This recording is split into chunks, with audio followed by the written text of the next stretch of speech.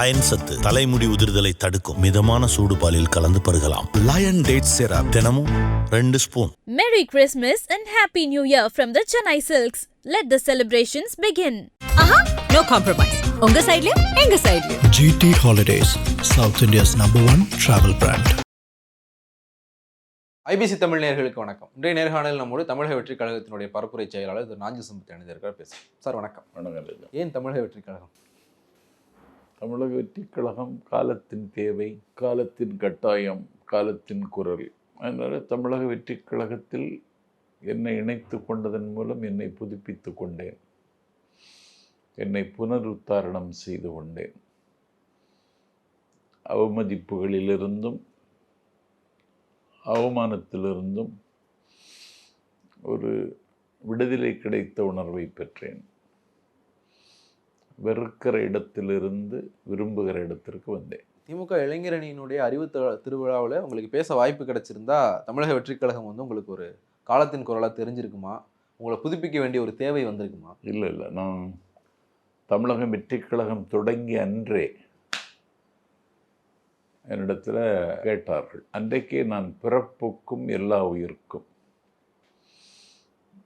என்பதை சொன்ன விஜய் என் இதயத்தின் எல்லா அறைகளையும் ஆக்கிரமித்து கொண்டார் என்றே நான். தமிழக வெற்றிக் கழகத்திற்கு கொடியில் வாகை பூக்களையும் சேர நாட்டின் சின்னமாக இருக்கிற யானையும் வைத்ததிலிருந்து ஒரு பண்பாட்டு அடையாளத்தை மீட்டெடுக்கின்ற வரலாற்றின் தொடக்கமாக அதை நான் பார்த்தேன். தமிழக வெற்றிக் கழகம் எந்த இடத்தில் தவறி இருக்கிறதென்றையும் நான் கடந்த காலங்களில் சுட்டி காட்டியிருக்கிறேன். தமிழக வெற்றிக் கழகம் வெற்றி பெற வேண்டும் என்று அப்பொழுதே நான் மனதில் விரும்பினேன். அறிவு திருவிழாவில் கூப்பிடாவிட்டால், கூப்பிட்டிருந்தால் போயிருக்க மாட்டீர்கள் அப்படின்னு சொன்னீங்க.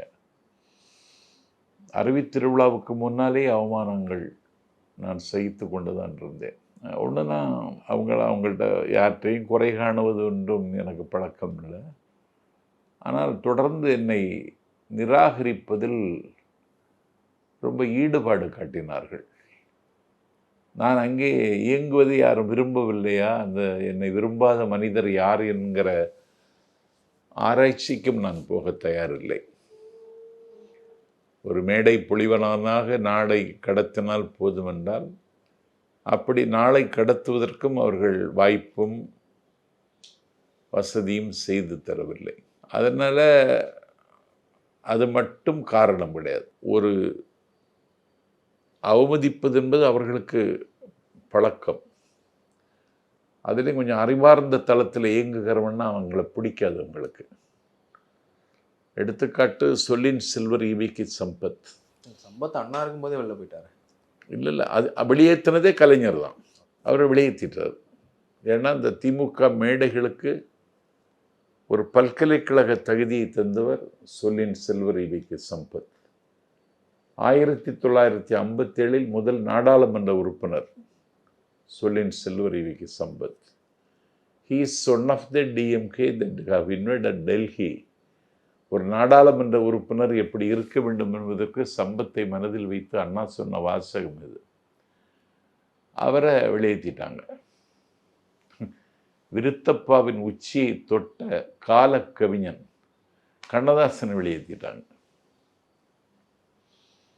1967 விருது பட்டியில் காமராஜரை வீழ்த்திய வரலாற்றுக்குரிய விருதுநகர் பே. சீனிவாசன், மிகப்பெரிய சிந்தனையாளன், நல்ல எழுத்தாளன், வெளியேற்றிட்டாங்க. வார்த்தைக்கு அத்தர் பூசுகிறவர், வார்த்தை சித்தர் வலம்புரிஜான், அவரை வெளியேற்றிட்டாங்க. அண்ணன் வைகோவை வெளியேற்றிட்டாங்க. அதனால இவங்க கூட அவங்க வெளியேற்றிடுவாங்கங்கிறத விட எனக்கு இதில் ஒரு சந்தேகம் என்ன அப்படின்னா, இவிகே சம்பத்தை, வலம்புரிஜானை, கண்ணதாசனை, விருதுநகர் சீனிவாசன் எல்லாம் போன வாரம் திமுக வெளியேற்றல. நீங்கள் திமுக மேடைகளில் போன வாரம் வெளியேற்றல. அதெல்லாம் நீங்கள் திமுகலேருந்து வெளியேறதுக்கு முன்னாடி நடந்த சம்பவம் இல்லையா? அதான் அந்த கொஞ்சம் அறிவார்ந்த தளத்தில் இயங்குங்களோ அவங்க அங்கீகரிக்க மாட்டாங்க. அப்புறம் ஏன் சார் 2003 திருப்பி திமுக மேடையில் நாஞ்சில் சம்பத் ஏறினாரு? திமுக மேடையில நான் திமுகல சேரல. திமுக மேடையில ஏறினீங்க, நீங்க திமுக திமுக சேர்ந்தீங்கன்னு மேடையில சொல்லவே இல்லை. அதாவது ஒரு மிருக நியாயம் கூட இல்லாத மிலேச்சத்தனமான பாசிசத்தை எதிர்த்து கேள்வி கேட்கிற இடத்துல திமுக இருந்தது. இன்னைக்கு இருக்கிறது மாதிரி எனக்கு தெரியல. போன வாரம் வந்து இப்போ நீங்க தவைக்கால சேர்ந்ததுக்கு பிறகு நாம் தமிழர் கட்சியை சேர்ந்த ஒரு நிகழ்ச்சியில வந்து நீங்க நாம் தமிழர் கட்சியை சேர்ந்த ஒருத்தரோட ஒரு தனியார் தொலைக்காட்சி நிகழ்வுல கலந்துகிட்டு இருக்கீங்க. அதுல நீங்க சொல்றீங்க விஜய்க்கு அரசியலே தெரியாதுன்னு சொல்லிட்டு. அவங்க வந்து அது விமர்சனமா முன் வச்சுக்கிட்டே இருக்காங்க. ஒரு வாரத்துக்கு முன்னாடி விமர்சிச்சாரு, இன்னைக்கு போய் அரசியல சேர்ந்துட்டாருன்னு சொல்லி. இப்போ நீங்க சொன்னீங்க இல்லையா, இன்னைக்கு திமுக விமர்சிக்கிற மாதிரி தெரியல பாசிசத்தை அப்படின்னு சொல்லி. விஜய் விமர்சிக்கிறாரா பாசிசத்தை? விமர்சிப்பாரு, கொள்கை எதிரின்னு சொல்லிட்டாரு தெளிவா. இல்ல, கொள்கை எதிரின்னு சொல்றது வேற, கொள்கை எதிர்க்கிறது வேற. கொள்கை எதிர்க்கிறாரா? இன்னைக்கே பாண்டிச்சேரியில சொல்லிட்டாரு, என்ன இந்த பாண்டிச்சேரிக்குரிய பங்கு எதையுமே தரல, ஒரு மாநில அந்தஸ்தை கேட்டுட்டு இருக்கோம் தரல, மூடப்பட்டிருக்கிற மில்கள் எதுவும் திறக்கல, பாண்டிச்சேரிக்கு செய்ய வேண்டியதையும் செய்யலன்னு இன்னைக்கே பேசியிருக்காரு. புதுச்சேரியில் யார் ஆளுங்கட்சி? புதுச்சேரியில் பாஜக தான். பாஜக கூட்டணியில் ரங்கசாமி முதலமைச்சராக இருக்கு. ஆமா, ரங்கசாமி விமர்சிக்காம பாஜக விமர்சிக்கிறது வந்து ரெட்டை வேடம் இல்லையா? இல்லை, பாஜகவை தான் விமர்சிக்கணும். ஏன் ரங்கசாமி விமர்சிக்க கூடாது? பயன்னா அங்க பாஜகவினுடைய ஆட்சி தான் நடக்கும். ரங்கசாமி யாரு? ரங்கசாமி ஒரு பொம்மை. ஏன்னா அன்னை ஒன்று சொன்னார் விஜய், அங்க மக்கள் திலகம் எம்ஜிஆர் தமிழ்நாட்டில் முதலமைச்சர் ஆவதற்கு முன்பே அதிமுக ஆட்சி அமைத்தது பாண்டிச்சேரியில்னு சொன்னார். இன்னைக்கு அந்த அதிமுக அங்கே அக்கௌண்ட்டை ஓப்பன் பண்ண முடியல. பிஜேபிங்கிற பூதம் அதிமுகவை விழுங்கி விட்டது. இன்னைக்கு நியமன உறுப்பினர்கள் 3 பேரை 6 பேரை அவர்களுக்கு விருப்பம் போல வைத்து ஒரு பாஜக ஆட்சியை என்ஆர் மூலமாக இன்றைக்கு அவர்கள் நடத்தி கொண்டிருக்கிறார்கள். அப்புறம் ஏன் பாண்டிச்சேரி போலீஸை வந்து விஜய் இன்னைக்கு புகழ்ந்து பேச நல்ல ஏற்பாடு பண்ணாங்க, அது சொன்னார். புதுச்சேரியினுடைய உள்துறை அமைச்சர் நமச்சிவாயம், அவர்கிட்ட தான் போலீஸ் இருக்கு, அவர் பாஜக காரரு. உண்மையிலேயே வந்து விஜய் தெளிவா இருக்காருன்னு உங்களுக்கு தோணுதா? என்ன விஜய் வந்து கொள்கை எதிரி, அரசியல் எதிரிங்கிற நிலைப்பாட்டில் தெளிவாக தான் இருக்காரு. பாசிசத்தை எதிர்ப்பாருன்னு சொன்னீங்க இல்லையா, உங்களுக்கு எந்த அடிப்படையில இல்லை எந்த பார்வையில ஒரு பாசிசத்தை எதிர்க்கிறது உங்களுக்கு இல்லை, பாசிசத்தை எதிர்க்கிற கட்சியாக திமுக இருந்தது, அது ஒண்ணு. சரி, திமுக இன்னைக்கு எந்த புள்ளியில் அது இல்லாம போச்சு? இன்னைக்கு மதுரையிலேயே இல்லாம போயிடுச்சு, திருப்பரங்குன்றம் பிரச்சனையிலேயே. ஓகே, எப்படி? இன்னைக்கு சிக்கந்தர் தர்காவில் ஆடு கோழி வெட்டுவதற்கு அனுமதியை கொடுக்கலையே இந்த அரசு. ஆண்டாண்டு காலம் செய்து கொண்டிருந்தது. அதே சிக்கந்தர் தர்காவில் இஸ்லாமிய பெருமக்களுக்கு தொழுகை நடத்துவதற்கு இன்னைக்கு அனுமதி இல்லையே. தொழுகை நடக்கிறதுக்கு அனுமதி இருக்கிற மாதிரி தான் தெரியுது. ஆடு கோழி பலியிடுறதுக்கு வந்து நீதிமன்றம் தடை விதிச்சு, தொழுகை நடக்கிறதுக்கு அனுமதி மறுக்கப்பட்ட மாதிரி தெரியல. அனுமதி இல்ல. இல்ல, சிக்கந்தர் தர்கால இன்னும் வந்து முஸ்லிம்கள் போயிட்டு தான் இருக்கிறாங்க. ஆடு கோழி பலியிட தான் நீதிமன்றம் தடை விதிச்சிருக்கு. நான் என்ன கேட்குறேன், அந்த தடையத்து நீங்க என்ன செய்தீங்கன்னு கேட்குறேன். குன்றம் எங்களுக்கு, குமரன் எங்களுக்குன்னு சொல்லி உரிமை கொண்டாடுகிற அந்த சங்கிகளுக்கு நீங்கள் ஏதாவது ஒரு வகையில் உதவுவதாக உங்களுக்கு மனச்சாட்சியே குத்தலையா? அங்கே இருக்கிற மக்கள் தெளிவாகத்தான் இருக்காங்க. நீ மதுரையில் முத்தமிழ் முருகன் மாநாடு நடத்தியதற்கு பிறகும் மதுரையில் இருக்கிற மக்கள் ஒரு இணக்கமான போக்கில் தான் இருக்கிறார்கள். வழக்கறிஞர் வாஞ்சிநாதன் அங்கு ஒரு மதசார்பற்ற வகையில் அனைத்து சமய மக்களையும் இணைத்து ஒரு அமைப்பை வெற்றிகரமாக இயக்கி கொண்டிருக்கிறார். அவர் வேதனையோடு அதை பதிவு செய்கிறார். பாஜக, நான் என்ன சொல்லுகிறேன், ஒரு நீதிபதி, அவருக்கு பேரை சொல்ல வேணாம், அந்த நீதிபதி ஒருதலை பட்சமாக ஒரு சங்கிகளினுடைய பிரதிநிதியை போலத்தான் அவர் நடந்து கொள்கிறார். நான் ட்விட்டர்லேயே பதிவு போட்டேன், ஒரே வழி இதற்கு, அவருக்கு மேலே நாடாளுமன்றத்தில் இம்பீச்மெண்ட் கொண்டு வரணும்னு சொன்னானா. திருமாவளவன் அவர்களும் சொன்னார்கள். 40 நாடாளுமன்ற உறுப்பினர்களை வைத்து இயக்குகிற திமுக அதுக்கு ஏன் அந்த முயற்சியை எடுக்கலை? நம்ம பேசுறதுக்கு 1/2 மணி நேரத்துக்கு முன்னாடி அதுக்கான தீர்மானத்தை சபாநாயகர்கிட்ட கொடுத்துட்டாங்க. லேட்டது இது நான் சொன்னேன், திருமாவளவன் சொன்னார், இதுக்கு ஒரே ரெக்கவர் அதுதான் சொன்னேன். இப்போ இன்னைக்கு கொடுத்துருக்காங்க. அதனால் அவங்களுக்கு அதில் ஒரு பார்வையில் அவங்களுக்கு ஒரு வேகம் இல்லை என்பதை விட ஏதோ ஒரு தயக்கம் இருக்குது. இப்போ நீங்கள் வேகம் இல்லைன்னு சொல்கிறீங்க, தயக்கம் இருக்குன்னு சொல்கிறீங்க.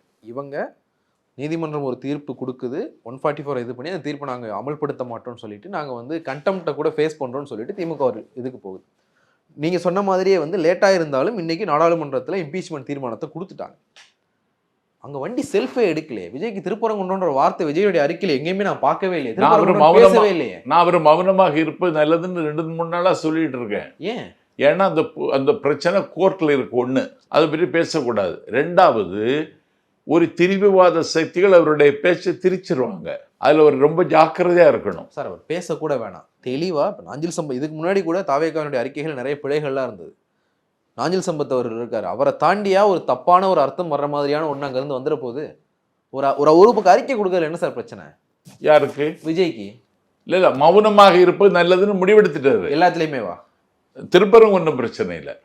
ஆமா, மௌனமாக இருப்பது தான் நல்லது. சரி, இப்போ நான் ஒரு உதாரணத்துக்கு கேட்குறேன். ஒரு ஹைப்போதெட்டிக்கலாக எடுத்துக்கோங்க. தாவேகா ஆட்சிக்கே வந்துருச்சு, அப்பவும் திருப்பரங்குன்றத்தில் ஒரு அமைதியாக இருந்துட்டாருன்னா என்ன பண்றது? எப்படி ஆட்சிக்கு வந்த பிறகு எப்படி இருக்க முடியும்? இல்லை, இப்போ அமைதியா இருக்காரு.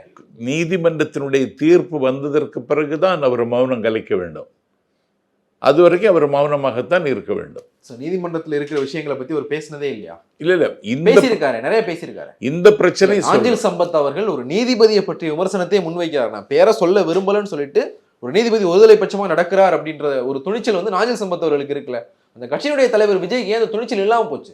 இல்ல, அவரை காலத்தின் கட்டாயமா நாஞ்சில் சம்பத் எப்படி ஏத்துக்கிட்டார்? இல்ல காலத்தின் கட்டாயம்ங்கிறது மக்கள் அவருக்கு கொடுக்கிற ஆதரவு. இல்லை சார், இப்போ நாஞ்சில் சம்பத் அவர்கள் வந்து கலைஞருடைய தலைமையின் கீழே பணியாற்றினவர், வைகோவினுடைய தலைமையின் கீழே பணியாற்றினவர், செல்வி ஜெயலலிதாவினுடைய தலைமையின் கீழே பணியாற்றினவர். ஸோ உங்களுக்கு வந்து தலைமை பற்றின ஒரு பார்வை இருக்கும். தலைமை வந்து இவ்வளோ வேகமாக செயல்படணும் அப்படிங்கிற தொடர்பான ஒரு விஷயம் உங்களுக்கு இருக்கும். அதில் எந்த இடத்துல விஜய் உங்களை கன்வின்ஸ் பண்ணாருன்னு கேட்குறேன். நீங்களே சொல்றீங்க என்ன அவருக்கு திருப்பரங்குன்றம் ஒரு சென்சிட்டிவான விஷயம்.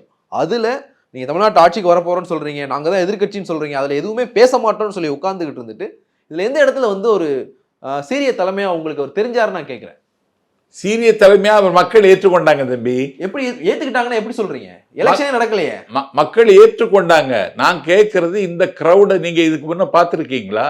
விஜயகாந்துக்கு பார்த்தோமே. விஜயகாந்த் அதை விட பெரிய கூட்டம் இது. பார்த்திருக்கீங்களா சார்? விஜயகாந்த் தொகுதியா போனாரு. ஒரு தொகுதியில 10 இடத்துல கூட பேசினாரு. இவரு ஒரு மாவட்டத்துல ஒரு இடத்துல பேசுறாரு. அந்த மாவட்டத்துல இருக்க எல்லாருமே அங்க வர்றாங்க, பக்கத்து மாவட்டத்துல தான் வர்றாங்க. கிரௌடு வரதான் செய்யும். கிரௌடு ஒரு கணக்கா? அதுக்கு கிரௌடு தான் கணக்கு. நீங்க நான் சொல்றது உங்களுக்கு புரியும். நாஞ்சில் சம்பத் அவர்கள் ஒரே நாள்ல பல இடங்கள்ல பேசினவர். ஒரே நாள்ல பல இடத்துல பேசுறதுக்கும் ஒரு பொதுக்கூட்டம் போடுறதுக்கும் ஒரு மாநாடு நடத்துறதுக்கும் கிரௌடு எப்படி டிஃபர் ஆகும்னு உங்களுக்கு தெரியும். ஒரு தலைவர் விஜய் வந்து நான் போய் பார்ப்பேன், அப்படியான ஒருத்தர் ஒரு மாவட்டத்துல ஒரே ஒரு இடத்துல வந்து பேசுறாரு. இப்போ விஜய் இதுக்கு முன்னாடி நாங்களாம் பார்த்ததே கிடையாது. இருங்க சார், சொல்லிடுறேன். மாவட்டத்துல ஒரே ஒரு இடத்துல வந்து பேசுறாருன்னா அவ்வளவு கிரௌடு வரதான் செய்யும். இது எப்படி ஆதரவான கிரௌடுன்னு எடுத்துக்க முடியும்? நான் என்ன கேட்கிறேன், திமுக முப்பெரும் விழா நடத்துகிறது. ஓகே, அதிகாரத்தில் இருக்கிற கட்சி. கோடாங்கிப்பட்டின்னு கரூருக்கு பக்கத்துல ஒரு ஊரை தேர்வு செய்து நடத்துறாங்க. 6:30 மணிக்கு முடிச்சுட்டாங்க. ஏன் 6:30 மணிக்கு முடிக்கிறோம்னு சொன்னாங்க, முடிச்சிட்டாங்க. யார் முடிக்கணும்னு சொன்னா? அவங்க திமுக முப்பெரும் விழா ஷெடியூலே வந்து 6:30 மணிக்கு முடிக்கிறோம்னு சொன்னாங்க, முடிச்சிட்டாங்க. ஏன் 6:30 மணிக்கு முடிச்சாங்கன்னு தான் கேட்டேன். நீங்க சொல்லுங்க. நீங்க பார்க்க அவங்களுக்கு ஆதரவாக தானே இருந்தீங்க. எங்களுக்கு தெரியாது, நீங்க உங்களுக்கு தான் தெரியும். நீங்க சொல்லுங்க. அதுதான் திமுக உள்ளீடற்று போய்விட்டது. நீங்க என்ன சொல்றீங்கன்னா விஜய் 12 மணிக்கு பேசுவாருன்னு சொல்லிட்டு 7 மணிக்கு வந்த மாதிரி 7 மணிக்கு வரணும்னு சொல்றீங்களா? எப்படி? கரூர்ல விஜய் 12 மணிக்கு பேசுவாருன்னு அனௌன்ஸ் பண்ணிட்டு 7 மணிக்கு வந்த மாதிரி லேட்டா வரணும்னு சொல்றீங்களா? அப்படி இல்லை. நான் என்ன சொன்னேன், அந்த உள்ளீடற்று போய்விட்டது திமுக. கேட்டீங்களா? உள்ளீடற்று போய்விட்டதுக்கு ஒரு அர்த்தத்தை சொல்லிடுங்களேன். தம்பி, பெரியாரை பற்றி பேசல, அண்ணாவை பற்றி பேசல, திராவிட இயக்கத்தினுடைய வரலாறு பற்றி யாரும் சொல்லலை. அங்கே கொஞ்சம் பேர் விருது வாங்கினாங்க. அந்த விருதை வாங்கியவர்களுக்கு பின்புலத்தை பற்றி யாரும் பேசலை. 6:30 மணிக்கு கூட்டம் தொடங்க நேரத்தில் கூட்டத்தை முடிக்கிறாங்கன்னா என்னங்க இதுதான் திமுகவா? என்னங்க அநியாயம் இது? விடிய விடிய பேசி வளர்ந்த இயக்கம் அது. பேசியும் எழுதியும் வளர்ந்த இயக்கம். அதை கூட உங்களால் செய்ய முடியலையே, என்ன காரணம்? இங்கே 60 திருவிழாவும் நடத்துனாங்களா? அதில் அதானே பண்ணாங்க. எப்படி? பல அமர்வுகள் வச்சாங்க, நாள் ஃபுல்லா பேசி 10 அமர்வுகள் வச்சாங்க. கூட்டம் இருந்துச்சான்னு கேட்குறேன். ஏன் இல்லை கூட்டம்? என்ன காரணத்தினால கூட்டம் இல்லை? ஸோ அப்போ வந்து இப்போ நீங்க என்ன சொல்றீங்கன்னா திமுக உள்ளீடற்று போயிருச்சு. விஜயனுடைய கூட்டம் அவங்க ஒரு மாநாடு நடத்துனாங்க. இது வரைக்கும் 2 மாநில மாநாடு நடத்திருக்காங்க. 2 மாநில மாநாடு எவ்வளவு நேரம் நடந்துச்சு? எவ்வளவு நேரம் நடந்தது சார் 2 மாநில மாநாடும்? 2 மாநில மகாநாட்டிலையும் கூட்டத்தை பார்த்தீங்களா? எவ்வளவு நேரம் நடந்துச்சு? கூட்டம் கூட்டிட்டு போகுது சார். இவங்க கூட்டத்துக்கு என்ன சொன்னாங்க? நாஞ்சல் சம்பத் சார், நீங்க டபுள் ஸ்டாண்ட் எடுக்கிறீங்க. ஒண்ணு, திமுக வந்து இந்த கூட்டத்துக்கு ஒன்றும் சொல்லலைன்றீங்க இல்லையா? விஜய் அவங்க கூட்டத்துக்கு என்ன சொன்னாருன்னு சொல்லுங்க. அவ்வளவு பெரிய கூட்டம் கூடிச்சுல, விக்ரவாண்டியில கூப்பிட்டு வச்சு உங்களுக்கு என்ன சொன்னார்? எவ்வளவு நேரம் பேசினாங்க? எத்தனை பேர் பேசினாங்க? அவர் மட்டும் பேசினாரு. அப்புறம் வேற யாரும் திராவிட இயக்கத்தினுடைய நோக்கம் என்ன? சாமானிய மக்களும் மேடை ஏறணும், சாமானியர்களும் பேசணும். திமுக ஏன் பெத்தாம்பாளையம் பழனிசாமி தலைமையில் நடந்த ராபின்சன் பூங்கா பொதுக்கூட்டத்தில் ஆரம்பிக்கப்பட்டது? ஆமா. அண்ணா எதுக்காக அறிவகத்தை வந்து ஜானை வச்சு திறக்க வச்சார்? அப்படி ஏதாவது ஒண்ணு தாவேகாவினுடைய கூட்டத்தில் நீங்க பாத்தீங்களா? நான் பார்க்கல இப்போ வரைக்கும். நீங்க பாத்தீங்கன்னா சொல்லுங்க, நான் ஏத்துக்கிறேன். தாவேகாவில் கூட்டம் நடந்து கொண்டே தான் இருந்தது, கரூர் துயரம் வரைக்கும், எல்லா இடங்கள்லையும். அவங்க என்ன பேசினாங்கன்னு சொல்லுங்க. என்ன பேசினாங்கன்னு சொல்லுங்க. நீங்க சொன்னீங்க இல்லையா, என்ன பேசினாங்கன்னு ஒரு வார்த்தை திமுக கேட்டீங்க. அவங்க என்ன பேசினாங்க? விஜய் என்ன பேசினாருன்னு சொல்லுங்க. விஜய சொல்லலன்னா தாவேகா கூட்டம் நடந்து கொண்டு. தாவேகாவில பேச்சாளர்கள் எத்தனை பேர் இருக்கிறாங்க? எத்தனை அமர்வுகள் நடந்தது? எத்தனை பேர் பேசினாங்கன்னு சொல்லுங்க. தாவேகாவில எத்தனை பேச்சாளர்கள் இனிமேல் தான் நான் தேடணும். எனக்கு அதெல்லாம் தெரியாது. தெரியாம ஏதோ கட்சியில போய் சேர்ந்துட்டீங்களா? இல்லை, அதை தெரிஞ்சுதான் போகணும்னு இல்லையே. நான் தாவேகாவில் என்ன செய்யணும், இப்போ என்னோட பொறுப்பு தந்திருக்காங்க, அடுத்த அடி எப்படி எடுத்து வைக்கணும்னு செங்கோட்டையனையும் அந்த கட்சியினுடைய பொதுச் செயலாளர் புஷி ஆனந்தையும் சந்திக்கணும். அவங்க இன்னைக்கு இல்லை, நான் அதனால தான் என்னைக்கு இருக்கேன், இல்லைன்னா நான் ஊருக்கு போயிருப்பேன். திமுக மேலே ஒரு விமர்சனம் வைக்கிறீங்க இல்லையா? உங்களுடைய விமர்சனத்தை நான் ஏற்றுக்கிறேன். அதுக்கு வந்து திமுக பதில் சொல்லும், அது வேற. ஆனால் இதனால தாவேக்காவுக்கு போனேன்னு சொல்றீங்கல்ல, இதெல்லாம் இல்லை, இதெல்லாம் தாவேக்கால இருக்காதுன்னு ஒரு இடத்துல நீங்க கன்வின்ஸ் ஆயிருப்பீங்க. உங்களை யாரும் வந்து கன்வின்ஸ் பண்ண வேண்டியதில்லை, நீங்க கன்வின்ஸ் ஆயிருப்பீங்கல்ல. எங்க கன்வின்ஸ் ஆனீங்கன்னு நான் கேட்கிறேன். எங்க கன்வின்ஸ் ஆகுறேன்னு சொன்னா, தாவேக்காவை தொடங்கிய பொழுதே நான் கன்வின்ஸ் ஆயிட்டேன். தாவேக்காவை தொடங்கிய பொழுதே நான் கன்வின்ஸ் ஆயிட்டேன். தமிழ்நாட்டில் ஒரு மாற்று அரசியலுக்கான தேவை இருக்கிறது. தாவேக்கா வந்து February 3, 2024 அன்னைக்கு தொடங்கினாங்க.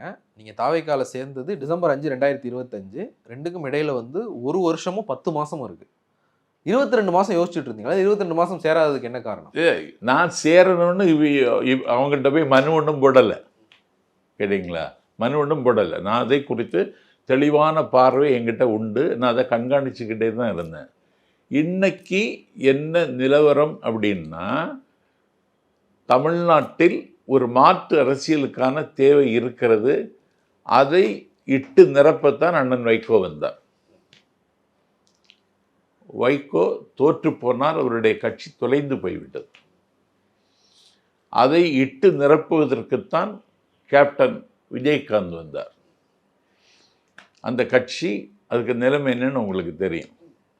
ரஜினிகாந்த் அவர்களினுடைய ஆதரவோடு கலைஞரோடு கைகோர்த்து கொண்டு ஒரு மாற்று அரசியலுக்கு முகம் தர கபில்சலம் கருப்பையா மூப்பனார், இந்திராவினுடைய அம்பாசிடர் கருப்பையா மூப்பனார் வந்தார். அந்த கட்சி கரைஞ்சு போச்சு, காணாமல் போச்சு. அந்த ஆசை கொஞ்சம் இருந்தது சுப்ரீம் ஸ்டார் சரத்குமாருக்கு, அதுவும் முடிஞ்சு போச்சு. டார்ச் எடுத்துட்டு வந்தார் உலக நாயகன் கமலஹாசன். அதுவும் ஒரு எம்பி என்கிற சிமிழுக்குள் அடைக்கப்பட்டு விட்டது. இப்பொழுதும் ஒரு மாற்று திமுக, அண்ணா திமுக தவிர்த்து ஒரு மாற்று அரசியலுக்கான தேவை இருக்கிறது. அந்த தேவையை இட்டு நிரப்புவதற்கு விஸ்வரூபம் எடுத்து வந்திருக்கிறார் தம்பி விஜய். ஸோ அவருடைய கருத்தை வலுப்படுத்துறதுக்கு நீங்கள் போயிருக்கீங்க. ஆமாம். இப்போது நீங்கள் சொன்னீங்க இல்லையா, அந்த மாற்று அரசியலுக்கு வந்தாங்க. இதில் வந்து எனக்கு ஜி.கே. மூப்பனார் பற்றினது மட்டும் ஒரு மாற்று கருத்து இருக்குது. அவர் வந்து மாற்று அரசியலுக்காக வந்தாரா, இல்லை காங்கிரஸில் இருந்த சில காரணத்தினாலதான் வந்தாரான்றது ஒரு இது இருக்குது, அதை விட்டுலாம். இப்போ வந்து நாஞ்சல் சம்பத் அவர்கள் வந்து வைக்க கூட இருந்தார். அதுக்கப்புறம் வந்து நீங்கள் சொன்னீங்க இல்லையா, விஜயகாந்த், கமல் இவங்கெல்லாம். இதில் நீங்கள் மாற்று அரசியலுக்காகவே எல்லா காலத்துலையும் நின்றுருந்தீங்கன்னா உங்களுடைய வாதம் வந்து நான் ஏற்றுக்கக்கூடிய வாதம். இதுக்குள்ள நான் டிஸ்பியூட்டே பண்ண மாட்டேன். நீங்கள் வைகோ கூட இருந்தீங்க.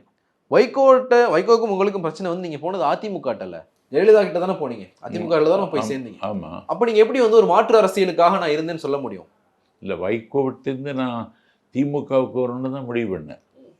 கலைஞர் இருந்து ஏற்றுக்கல அப்படின்ற மாதிரி சொன்னாங்க. தலைமை வந்து ஒரு சேர்த்துக்க வேணான்ற மாதிரியான ஒரு தகவல். என்னமோ எனக்கு ஒரு கிரீன் சிக்னல் வரல.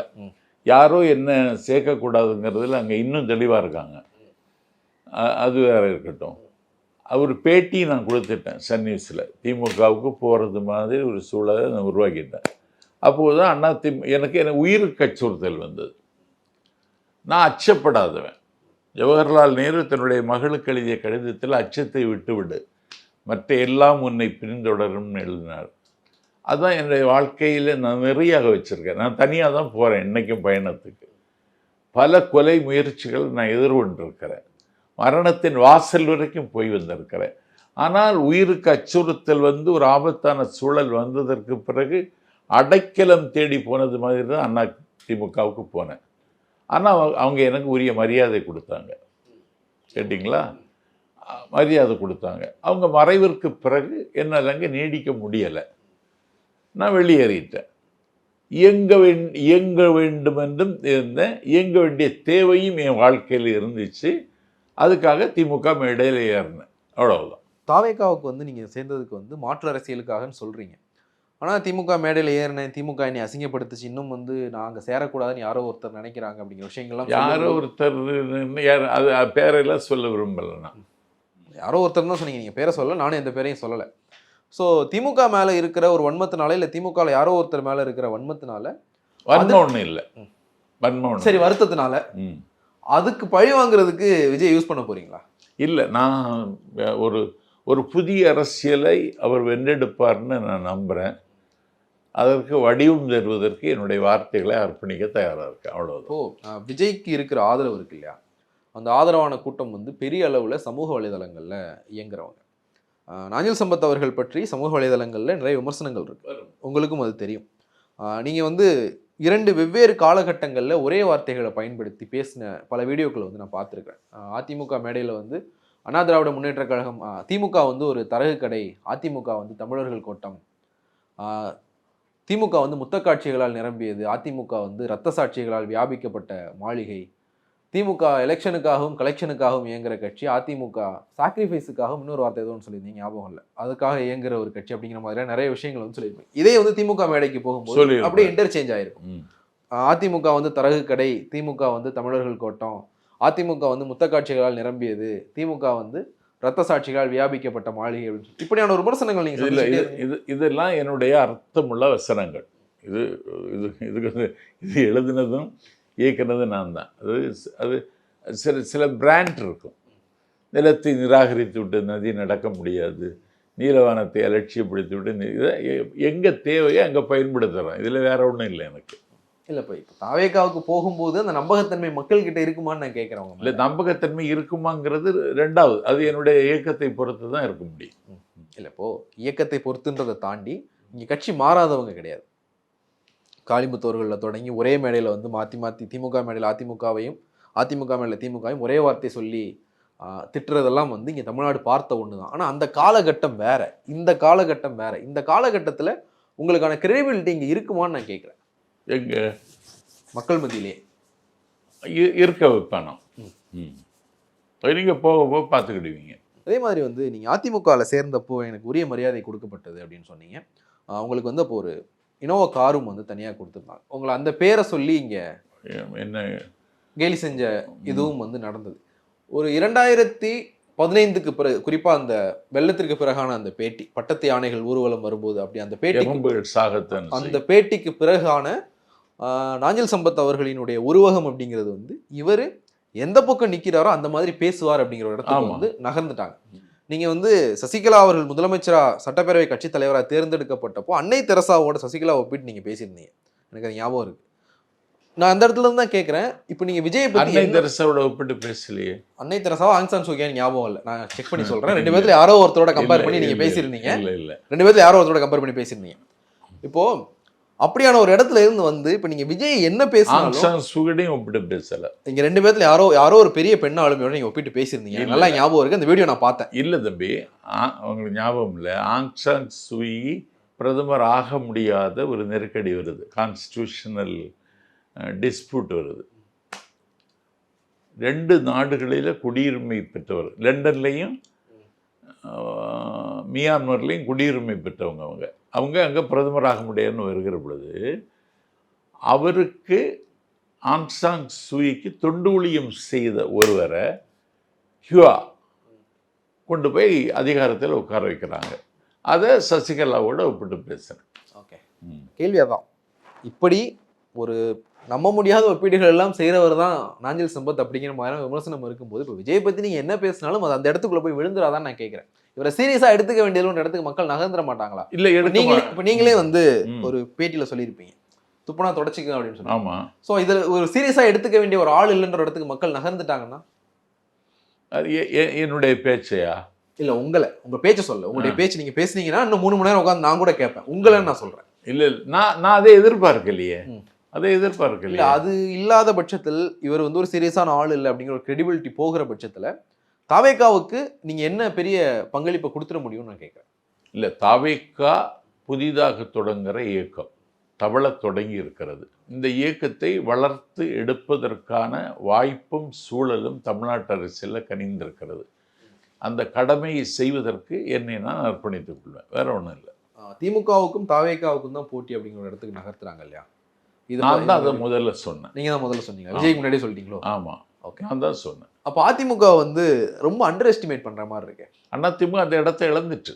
நடந்து முடிந்த தேர்தலில் 13 தொகுதிகளில் 3வது இடத்திற்கு வந்தார்கள். ஒரு தொகுதியில் 4வது இடத்திற்கு வந்தார்கள். ஒரு தொகுதியில் டெபாசிட் இழந்தார்கள். 72ல் 77ல் வெற்றியை தொடங்கிய அதிமுக இப்படி ஒரு கோரமான நிலைமைக்கு தள்ளப்படுவது எடப்பாடியினுடைய தலைமையினால். அதை அந்த கட்சியை ஒருங்கிணைத்து அந்த கட்சியை மீண்டும் சமவெளிக்கு கொண்டு வர வேண்டும் என்கிற அக்கறையும் கரிசனமும் இல்லாத ஒரு மலட்டு தலைமையின் கீழ் அந்த கட்சி சிக்கிக் கொண்டது. அதனால் அந்த கட்சி திமுகவுக்கு போட்டியாக இருக்க தகுதியை இழந்து விட்டது. நடந்து முடிந்த எல்லா தேர்தல்களிலும் அதிமுக தோற்கடிக்கப்பட்டிருக்கிறது. ஜெயலலிதா உயிரோடு இருந்தவரை தமிழ்நாட்டில் ஒரு நீதி இருந்தது, இடைத்தேர்தல் என்றால் ஆளுங்கட்சியை தான் வெல்லும் என்று. ஆனால் 23 தொகுதிக்கு இடைத்தேர்தல் நடந்த பொழுது ஆளுகிற கட்சியிடமிருந்து 13 தொகுதியை திமுக கைப்பற்றி கொண்டது. இல்லை, அது பொது தேர்தலோட சேர்த்து நடந்த இடைத்தேர்தல். 2004 மக்களவை பொது தேர்தலோட சேர்ந்து நடந்த மங்களூர் இடைத்தேர்தலையும் திமுக வெற்றி பெற்றிருந்தது. நீங்க பொது தேர்தலோட சேர்ந்து நடக்கிற இடைத்தேர்தலையும் தனியாக நடக்கிற இடைத்தேர்தலையும் எப்படி ஒப்பிட முடியும்? அதாங்க, ஜெயலலிதாவே பொது தேர்தலோட சேர்ந்து இடைத்தேர்தல் நடக்கும்போது தோத்துருக்காங்க. 2004 மங்களூர் தொகுதியில வந்து அதிமுக தோல்வி அடைஞ்சு திமுக வெற்றி பெற்றது. அதான் 13 தொகுதியில தோத்துருச்சு. அதுக்கு பிறகு ஒரு யுத்த காலம் நெருங்குகிற வேளையில வர்ற விக்கிரவாண்டி இடைத்தேர்தலுக்கு தொகுதிக்கு வரல. அதற்கு பிறகு ஈரோட்டுக்கும் களத்துக்கு வரல. ஆகவே அதிமுக சரிவை சந்தித்து கொண்டிருக்கிறது. அந்த சரிவை சரி செய்வதற்கு அவர் தயார் இல்லை.